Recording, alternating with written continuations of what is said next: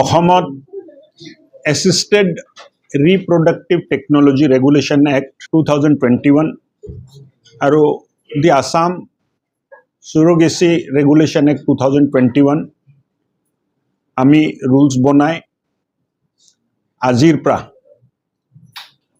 যিবিলাক হস্পিটেলে এপ্লাই কৰিছিলে আৰু য'ত পৰীক্ষণ কৰি পোৱা গ'ল যে তেখেতসকল এই কাম কৰাত সক্ষম আছে তেখেতসকলক আজি পাপত্ৰবিলাক আমি আনুষ্ঠানিকভাৱে বিতৰণ কৰিলোঁ।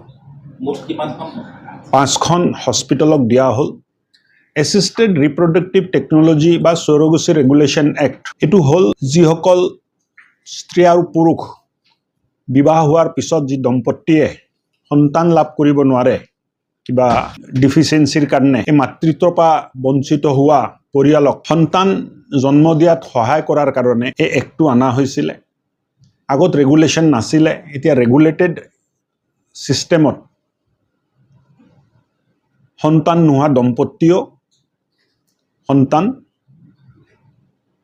জন্ম দিয়াৰ এক প্ৰক্ৰিয়া সুৰগেচিৰ জৰিয়তে হওক আৰ্টিফিচিয়েল ইনসেমিনেশ্যনৰ জৰিয়তে হওক বিভিন্ন ধৰণৰ প্ৰক্ৰিয়া ইয়াৰ দ্বাৰা আৰম্ভ কৰিব পাৰি বুলি আমি আজিৰ পৰা 5টা হস্পিটেলক এই প্ৰমাণপত্ৰটো দিলোঁ।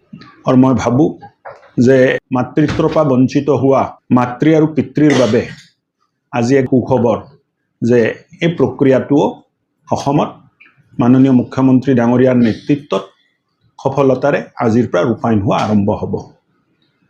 আৰু বহুত দুৰ্ভগীয়া পৰিয়ালে এই সুবিধাৰ জৰিয়তে জীৱনত এক নতুন আৰম্ভণি কৰিব পাৰিব বুলি আমি আশা কৰোঁ।